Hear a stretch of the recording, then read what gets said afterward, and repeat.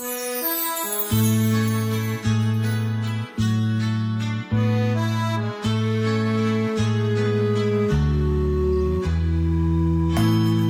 parte de la historia. ¿Cómo están, hermanos? Es una alegría poder saludarlos. Iniciamos hoy de una manera muy especial, invocando al Espíritu Santo con la oración del Sínodo para pedirle al Espíritu Santo su bendición. En el nombre del Padre, del Hijo y del Espíritu Santo. Amén. Estamos ante ti, Espíritu Santo, reunidos en tu nombre. Tú que eres nuestro verdadero consejero, ven a nosotros, apóyanos, entra en nuestros corazones, enséñanos el camino, muéstranos cómo alcanzar la meta, impide que perdamos el rumbo como personas débiles y pecadoras. No permitas que la ignorancia nos lleve por falsos caminos.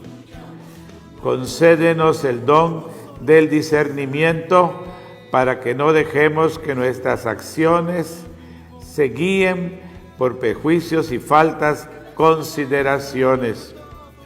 Condúcenos a la unidad en ti, para que no nos desviemos del camino de la verdad y la justicia, sino que en nuestro peregrinaje terrenal nos esforcemos por alcanzar la vida eterna. Esto te lo pedimos a ti que obras en todo tiempo y lugar, en comunión con el Padre y el Hijo, por los siglos de los siglos. Amén. En el nombre del Padre, del Hijo y del Espíritu Santo. Amén. Vamos entonces a entrar en este proceso con este folleto, el libro de la sinodalidad, según el Evangelio de San Lucas. Vamos a hablar un momentito como introducción sobre San Lucas, algunos elementos breves de San Lucas, es decir, se ignoran los detalles de su biografía. La tradición nos indica, sin embargo, que nació en Siria, fue discípulo de San Pablo, quien se refiere a él como un ayudante e iluminador. Y de sus obras se refiere con que acompañó a San Pablo a lo largo de toda su vida. Se dedicó a la enseñanza de la predicación y se le atribuye la autoría del Evangelio y de los Hechos de los Apóstoles, obras que en realidad conforman un mismo libro. La prosa de San Lucas, muy rica, denota una alta formación académica y es sin duda alguna la más literaria de los autores del Nuevo Testamento. Escrito en griego, su evangelio relata la predicación y los hechos de Jesús de Nazaret, aunque afirma que no fue testigo de sus obras. Por ello también, por el estilo y vocabulario utilizado, la crítica suele fechar sus escritos alrededor del año 70 después de Cristo. Patrón de pintores y de médicos, puesto que la tradición lo describe como amigo de artistas y con conocimientos de medicina. La Iglesia Católica lo venera el 18 de octubre. Hablemos un poco de su biografía. Son escasos los datos que se conocen acerca de San Lucas. Contra la tradición, lo que supone oriundo de Antioquía, Siria, parece haber nacido en la ciudad de Filipos, o al menos en Macedonia. Los pasajes donde habla en primera persona se refieren precisamente a acontecimientos de sus lugares por él, mejor conocidos que los restantes. El nombre de Lucas seguramente es abreviación de Lucano o Lucio y puede ser de un liberto entregado al estudio. Las primeras referencias a su persona están contenidas en las epístolas de San Pablo, en las que se le cita como colaborador o como querido médico. En los Hechos de los Apóstoles, San Lucas habla de sí mismo usando el plural nosotros. En ese mismo libro aparece acompañando a San Pablo en su segunda misión en el viaje que hizo de Troas a Filipos. Después de permanecer en aquella ciudad por espacio de unos 6 años, volvió a acompañar a San Pablo en un viaje a Jerusalén. Y nuevamente cuando aquel fue conducido prisionero a Roma. En la víspera de su martirio, San Pablo recordó que solo Lucas está conmigo. Así aparece en 1 Timoteo 4:11.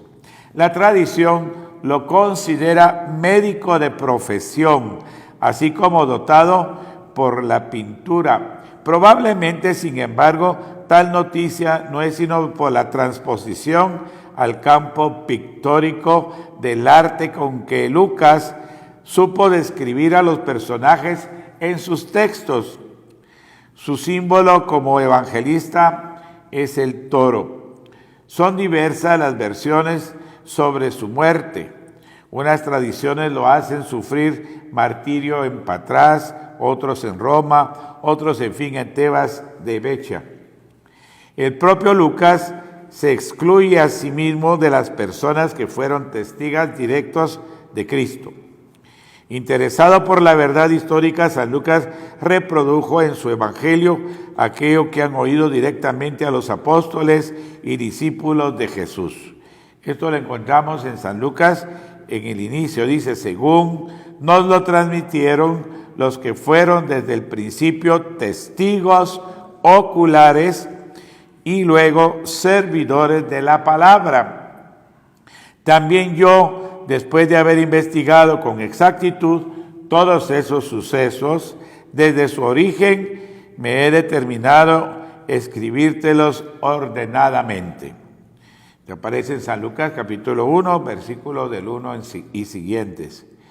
En Lucas, pues, en el Evangelio de San Lucas, vamos a decir que es el más extenso y también su expansión y su exposición literaria es más culta y precisamente elegante, debido a la preparación cultural de su autor, aunque éste huye del lenguaje clásico por hacerlo más comprensible al pueblo, acomodándose al lenguaje común, aunque no fue testigo de todos los acontecimientos. Su relato es exacto y está lleno de afecto y sentimiento. Después de una breve introducción, Lucas inicia su relato con el nacimiento de los primeros años de la vida de Jesús y lo finaliza con la ascensión de Cristo a los cielos, enlazándolo de esta forma con el versículo inicial de los Hechos de los Apóstoles, obra imprescindible para el conocimiento del cristianismo primitivo. Veamos los libros de Lucas, comparemos el Evangelio de San Lucas y Hechos de los Apóstoles para comprender su mensaje. En el prólogo nos dice, puesto que muchos han intentado narrar ordenadamente las cosas que se han verificado entre nosotros, tal como nos las han transmitido los que desde el principio fueron testigos oculares y servidores de la palabra, he decidido yo también, después de haber investigado diligentemente todo desde los orígenes, escribírtelo por su orden, ilustre Teófilo, para que conozca la solidez de las enseñanzas que han recibido. Yo creo que esto es importante ver que en este párrafo él mismo dice que no fue testigo presente, pero que sí habló con los apóstoles y con las comunidades y pudo recoger y recabar todos los datos que en ese primer momento, como tradición oral, se estaban presentando a la misma comunidad. Y todo esto, pues, lo tomó San Lucas. Es importante decir también que San Lucas no pensó escribir este libro para el público como ahora que lo tenemos en la Sagrada Escritura, sino lo dirigió a Teófilo. Seguramente era un amigo de él con el que compartió y tenía sus dudas y le preguntaba, sabiendo que él tenía una preparación bastante completa de todo lo que se había dicho de Jesús, y entonces precisamente por eso Lucas le responde redactándole pues este escrito que para nosotros hoy es el Evangelio y Hechos de los Apóstoles. Esto es una cosa muy linda, ¿no? Y dice así, en cuanto a los Hechos de los Apóstoles, y esto lo leo para que vean que es el mismo estilo. Dice: en mi libro anterior lo escribí, Teófilo, sobre todo lo que Jesús hizo y enseñó desde un principio hasta el día en que, después de haber dado instrucciones por medio del Espíritu Santo a los apóstoles que había elegido, fue llevado al cielo. Así que sigue hablando de Teófilo y sigue comentándole y compartiendo un poquito todos los hechos que él se había informado, conocido y había de alguna manera en esa primera etapa de la primitiva iglesia pues descubierto, conocido y vivido también Lucas juntamente con Pablo y Pedro, con quienes en bastantes momentos estuvo. Realmente el Evangelio de San Lucas tiene 545 versículos propios, es decir, que solo aparecen en San Lucas y con una redacción y un estilo propio de Lucas. En San Mateo tiene 330 versículos y San Marcos solo 30. Es decir que, aunque son sinópticos muy parecidos en su proceso de desarrollo, sin embargo, el más rico de contenido, más grande, es precisamente San Lucas. Vamos a pasar ahora directamente al tema de hoy, porque creo que sí es importante pues entrar en materia. Esta es una introducción para conocer quién es Lucas, ¿verdad? Y quién escribió estos libros. Entonces, vamos a entrar en estos temas. Ustedes saben que son 18 temas. Este es un folleto que ustedes pueden adquirir, lo pueden solicitar y se les puede conseguir, para que ustedes lo puedan tener y pueda ser apoyo para su preparación. Estos 18 temas tienen como objetivo que nosotros conozcamos a Lucas desde la perspectiva de la sinodalidad, que para Lucas es un camino. Esta es la idea. El Evangelio de la sinodalidad de San Lucas, que es el camino del Evangelio, ¿verdad? O el Evangelio del camino. Es que nos enseña a nosotros esto. Y entonces en el primer tema, pues se nos trata de hacer entender por qué se le dice que es un camino. Aparece realmente la palabra en el Evangelio, realmente directamente no es utilizada. Sin embargo, aparece de manera indirecta, especialmente cuando Jesús va a los 12 años en caravana, iban las personas juntas en caravana a Jerusalén. Entonces iban con un mismo fin e iban intercambiando sus vivencias y preparándose para ir al templo de Jerusalén. Ahí se utiliza esa palabra caravana, que traducida es parecida a ísodos, que quiere decir más o menos sínodo, ¿verdad? Para nosotros, y que quiere decir el comienzo de una actividad pública de Jesús, que vamos a encontrarlo nosotros de esta manera, ¿verdad? Como Jesús que empieza un camino desde niño. Cuando está en el templo, Jesús, lo primero que va a decirle ahí a María cuando le pregunta por qué nos has hecho esto, y él decía: ¿no sabías que tengo que dedicarme a las cosas de mi Padre? Pues parece ser que el templo es el centro donde Jesús sabía que su Padre quería que estuviera, ¿no? Y empieza pues de esta manera apareciendo, ¿no? Yo creo que es importante entonces ver esa palabra sínodos como el acto de marchar en la misma dirección, o sea, una caravana que va hacia la misma dirección, como cuando nosotros vamos en caravana a Esquipulas, ¿verdad? O aquí en Guatemala se acostumbra en el mes de octubre ir a la Virgen del Rosario, vamos en caravana. Aquí en Candelaria se ha organizado ya la gente en otros años y van en caravana, en peregrinación a hacer un saludo a la Santísima Virgen para pedir pues por sus necesidades. Pero creo que es importante ver eso, van todos juntos intercambiando con un mismo fin. Entonces este es como sínodos, la palabra que aparece por ahí. Hay algunos elementos más sobre los que vamos a detenernos. Este camino de Jesús es hacia la casa del Padre. Así que Jesús para nosotros, cuando hablamos de camino, es una palabra que aparece en el Evangelio más de 20 veces. Es decir, que también esto es importante. Aunque no aparece la palabra sínodos, la palabra camino se aparece varias veces.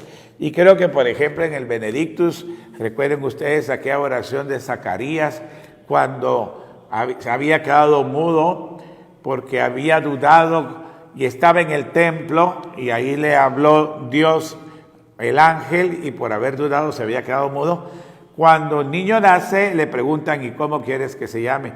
Y él dice, Juan es su nombre, aceptando lo que estaba diciendo su esposa.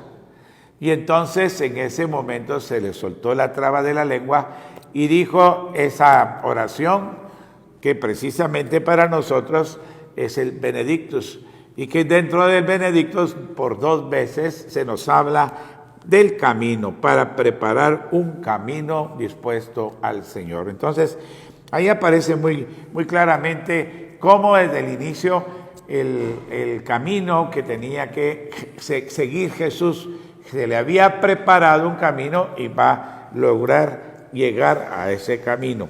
Así que creo que aparece ahí en un primer momento, y vamos a encontrarlo también en otros momentos, cuando Juan Bautista ya está en la predicación, empieza a decir, el tiempo del Señor está cerca, conviértanse y crean el Evangelio. Y enseñaba de verdad el camino del Señor, esto es lo que nos dice, ¿verdad? Creo que es importante entonces que nosotros veamos que esta palabra camino aparece en la Biblia de esta manera, como un camino que Jesús va haciendo. Pero hay que entender que también el Antiguo Testamento fue toda una preparación, fue todo un camino para que Jesús se uniera a este proyecto. El bautismo de Jesús precisamente se inicia uniendo todo lo que estaba diciendo Juan Bautista, y él lo va a tomar para continuar con ese proyecto. Y esto creo que es la iniciación de su bautismo, de su vida pública. Pero es un camino que él va a continuar. Ya Juan dijo, yo he venido para que él crezca y yo venga menos. Es una manera de decir, pero ahora le toca a él, ahora yo ya cumplí, ahora yo ya me voy. Y entonces esta es una manera, ¿verdad?, como se nos va presentando el camino. Este camino aparece en Jerusalén, todo el capítulo 19. En San Lucas aparece ese camino. Y creo que es muy importante ver que dentro de los 3 evangelistas, San Lucas pues tiene un gran camino, largo camino que Jesús va haciendo de donde estaba, en Galilea, iba en camino hacia Jerusalén. Y empieza un poquito ese camino, pues reuniendo primero a sus apóstoles, organizando una comunidad y empezando a intercambiar con ellos, a compartir con la gente. Empezó a ser un grupo de personas con quien compartía Jesús, que es un poquito ese sentido de caminar juntos en sinodalidad. Entonces, primero dirigido a Jerusalén, porque Jerusalén se considera como la meta donde Jesús va a morir, porque se tenía la idea de que un profeta no podía morir fuera de Jerusalén, y que el Mesías precisamente llegaría a Jerusalén. Entonces, en este sentido, Jesús está cumpliendo con todas esas promesas mesiánicas y a la vez va haciendo camino, pero en ese camino Jesús va generando como una escuela por excelencia de sinodalidad con sus apóstoles. Les va enseñando, ellos van aprendiendo, van avanzando con él, van yendo juntos hacia la misma meta, no importando las consecuencias. Es decir, que sabía Jesús que no iba a ser nada agradable llegar a ese momento, y sin embargo lo fue preparando y se fue preparando. y preparó también a sus apóstoles. Hubo un intercambio, una preparación en todo sentido, ¿no? Los milagros que hizo, la doctrina que les enseñó, el espíritu con que convivían, los intercambios con que ellos asumían la misión que tenían que realizar, todo esto, ¿no? Y vamos a ir viendo unos detalles más. Iban en comunidad, pues es otro elemento, se construye en compañía unos con otros. Así que él iba conjuntamente con todos los apóstoles haciendo comunidad. Y dice que Lucas, pues en ese sentido es como muy desafiante porque nos resuena hasta el día de hoy y ayer, podríamos decir, la siguiente pregunta. ¿Estás dispuesto a emprender el camino de Jesús de modo activo, comprometido, sinodalmente, sin buscar veredas para beneficios mezquinos, protagonismos, o protagonismo desleal, o superheroísmos, o soberbias, autosuficiencia, o falsos mesianismos, prepotencias? Todas estas son actitudes que uno podría tomar en ese camino. Y Jesús fue, pues, ayudando a sus apóstoles a entender este camino. Creo que es importante entender que el camino de Jesús es como el éxodo. En San Lucas, en el capítulo 9, versículo 31, se habla de la transfiguración de Jesús, que subió al monte Tabor y ahí se apareció precisamente Moisés y Elías al lado de Jesús, la transfiguración, y ahí entonces hablaban de cómo ellos habían preparado el camino y cómo Jesús ahora tenía que subir a Jerusalén a culminar con ese camino que tenía previsto el Padre para alcanzar pues la salvación de todos. Entonces es muy importante ver esto, cómo precisamente era como el éxodo también de aquel pueblo que viene desde antiguo caminando, buscando la tierra prometida y que al final va a llegar a la meta pues de salvación. Entonces para nosotros también tiene ese sentido y ese significado. Ahí nos dice que Moisés y Elías compartían con él en esta cita y hablaban de su éxodo, ¿no?, que iba a cumplir en Jerusalén. Bueno, por otra parte, ese camino lo inicia con los samaritanos. Ahí aparece que los samaritanos, cuando supieron que iba a Jerusalén, no le quisieron dar donde hospedarse. Y entonces, en ese momento, también aparece precisamente que los samaritanos no le quieren dar hospedaje y los apóstoles actúan muy humanos. No quieres que salga fuego del cielo como para destruir, porque no los querían a hospedar. Y Jesús dice que los reprende por su actitud. Esto lo que nos dice es que Jesús empieza a formar y a preparar a sus discípulos para que tengan una mentalidad diferente. Y Él precisamente todo lo que iba haciendo era para formarlos, para prepararlos, para que ellos también aprendieran a vivir con esa fidelidad su misión. Y creo que esto es lo que nosotros tenemos que tener claro, ¿verdad? La persuasión y sufrimiento, el diálogo del perdón que deben de tener los apóstoles y educar a sus discípulos durante todo ese camino, que eso va a ser la meta, ¿verdad? ¿Cuáles son las exigencias que le presenta también en el capítulo 9, versículo 57? Más adelante nos va a hablar un poquito sobre eso. ¿Cuáles son las exigencias? Pues hay 3 momentos en los que se encuentra Jesús con ellos y que es importante mencionarlos. Uno que le dice: Señor, yo te seguiré a donde quiera que vayas. Eso es una actitud muy emotiva, ¿no? Y Jesús lo dice: los pájaros tienen nido, las zorras madrigueras, pero el Hijo del Hombre no tiene dónde reclinar la cabeza. Esto es como para decirle: si buscas comodidades conmigo, es que es una ruptura intelectual, pues una ruptura existencial con el pasado. Lo que pasa es, en otra parte va a decir: niégate a ti mismo y toma tu cruz. Así que seguir a Jesús no es nada fácil. Implica no buscar pues prebendas, beneficios, sino aprender a vivir según el pensamiento y el sentimiento de Jesús. El otro que dice: sígueme, y le dice él: no, deja que los muertos entierren a sus muertos, porque le dijo: quiero ir a enterrar a mi padre. Y Jesús le responde así. Y creo que también es un segundo elemento que nos hace ver que el seguimiento de Jesús implica pues romper un poco con el entorno social, ¿verdad? O parentescos. Tenemos que dejar las familias, tenemos que aprender a entregarnos de todo al proyecto de Jesús. Es la exigencia que le pide Él a sus discípulos. Y el tercero, sí, Señor, te seguiré, pero déjame primero, ¿verdad? Que yo vaya a buscar a mi familia, que me pueda despedir. Y Él dice, el que pone la mano en el arado y siempre vuelve su vista atrás no es digno de mí. Es decir, Él no quiere un corazón dividido. Estoy con Dios, pero estoy con el mundo, ¿verdad? Quiero estar con las cosas del mundo. Así que los criterios de exigencia de Jesús son firmes.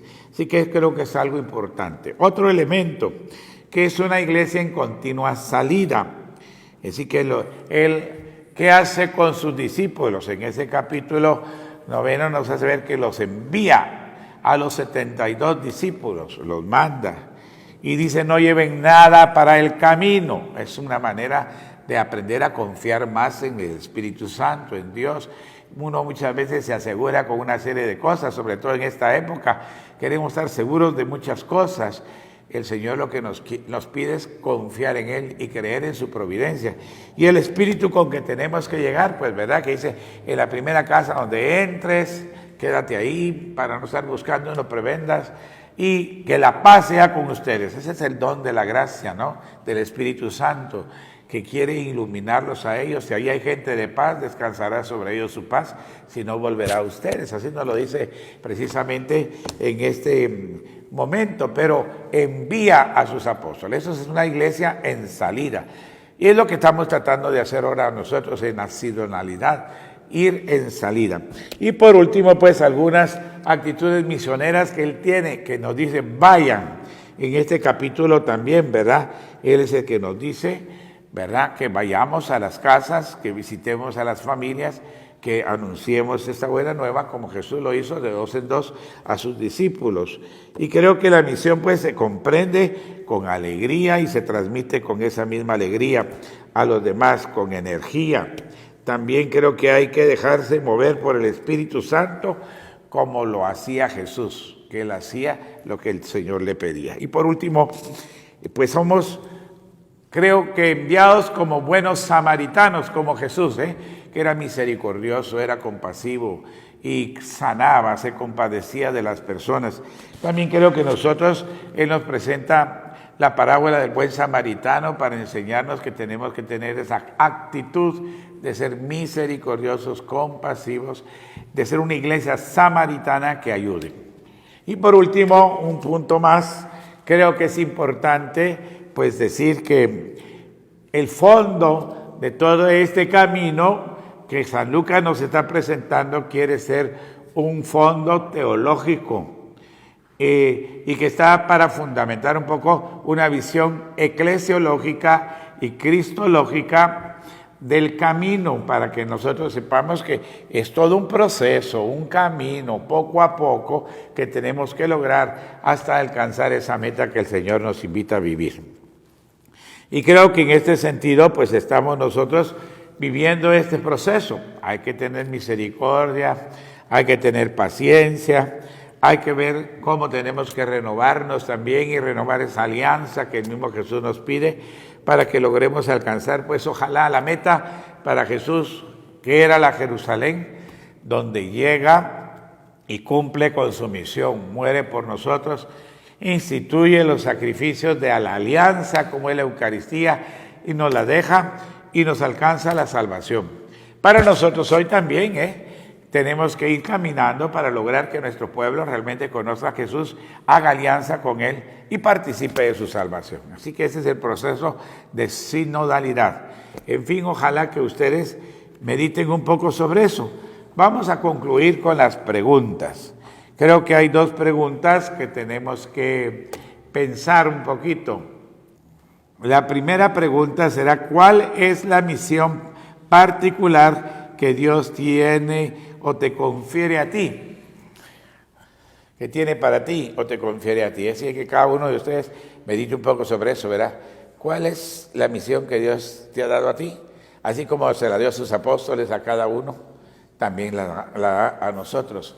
Y desde esa perspectiva, en este camino, ¿qué es lo que Dios espera de ti? Segunda, ¿qué te pide tu pastoral, comunidad, servicio o comisión para caminar juntos? Así que lo que nos pide, donde estoy trabajando, mi hermandad, mi pastoral, mi comunidad o el servicio que estoy realizando dentro de la parroquia para caminar juntos. ¿Qué me está pidiendo? ¿De qué manera yo también puedo convivir como hizo Jesús con sus apóstoles, que compartió, convivió, los formó, los reprendió, los amó y dio la vida por ellos?